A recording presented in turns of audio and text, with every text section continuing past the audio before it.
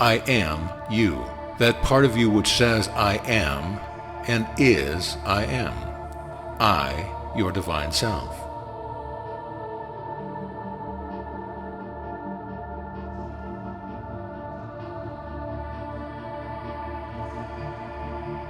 Forget all that has gone before. That which is past is dead. Why burden your soul with dead things? Just to the extent you hold to things that are past, do you still live in the past? Just to the extent you attach yourself to past acts or experience, religions or teaching, do they cloud your soul vision, hiding me from you? They will ever prevent you finding me until you free yourself of their darkening influence and step within, into the light of my impersonal consciousness, which recognizes no limitations and penetrates to the infinite reality of all things. Likewise, the future concerns you not. He who looks to the future for his final perfection is chained to the past and can never get free.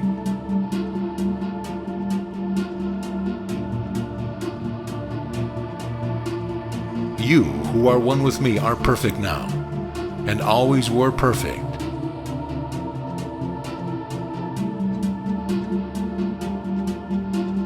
You, the perfect, have naught to do with that which has been and what is to be. You care not for anything but the eternal now. That only concerns you which immediately confronts you. What have you, the perfect, the eternal, to do with past or future incarnations?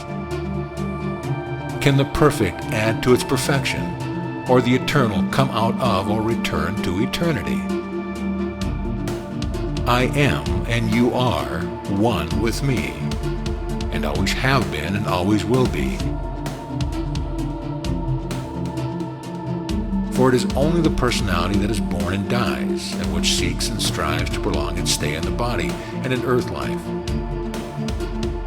It is only when you can rise up in the realization of your divine immortality, omnipotence, and intelligence, and can cast off all personal beliefs and opinions, that you can free your soul from this perverted relation and can assure your true position as Master and King. You have within you all possibilities.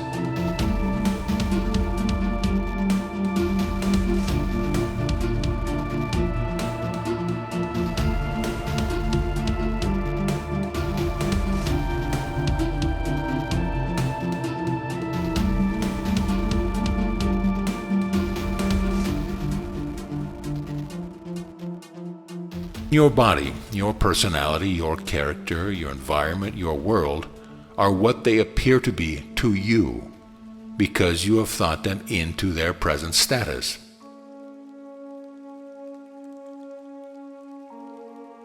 Therefore, you can change them by the same process if they do not please you. You can make them whatever you will by thinking them so. First, know that I, your real self, purposely brought to your attention these things which now are displeasing and which cause you to think them as being what they now seem to be to you.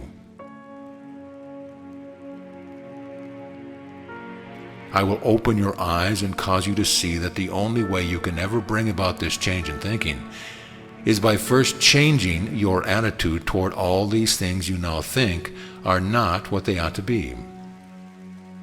For who is the master? Your body, your mind, or you, the I am within? Then why not show you our master by thinking the true things the I am of you within wishes you to think? It is only by your thinking these other things, by allowing the inharmonious thoughts to enter your mind, and by so doing giving them the power so to affect or disturb you, that they have any such influence over you.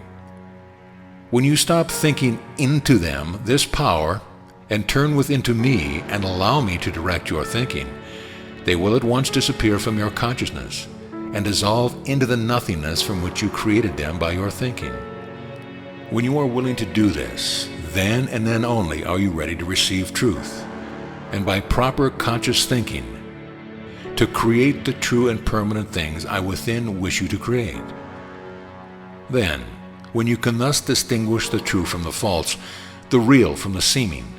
Your conscious thinking will be as potent to create all things as you desire, as has been your unconsciousness thinking in the past in creating those things you once desired but now find obnoxious. For it was by your unconscious thinking, or thinking unconscious of the control your desires exercised over your creative power, that your world and your life are now what you sometime in the past desired them to be.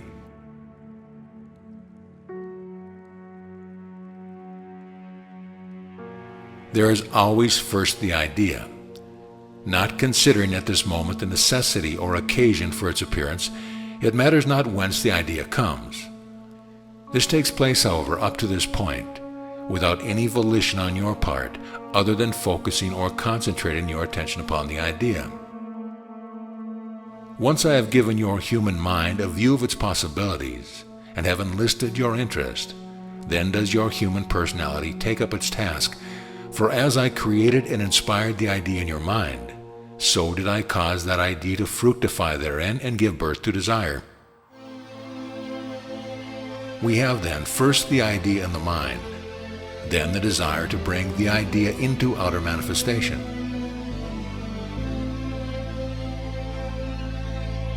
In accordance with the definiteness with which the picture of the idea is held in the mind, and the extent to which the idea possesses the personality, does its creative power, impelled by desire, proceed with its work. The idea actually comes forth into definite, tangible manifestation. Listen, you have now and always have had, through this power of thinking, dominion over all the kingdoms of the earth, if you but know it. But it is first wholly necessary that you learn how to think, how to know your thoughts, how to trace thoughts back to their source and to banish undesirable ones at will from your consciousness, and finally how to control and utilize your desires so they will always serve you instead of your being a slave to them. You have within you all possibilities,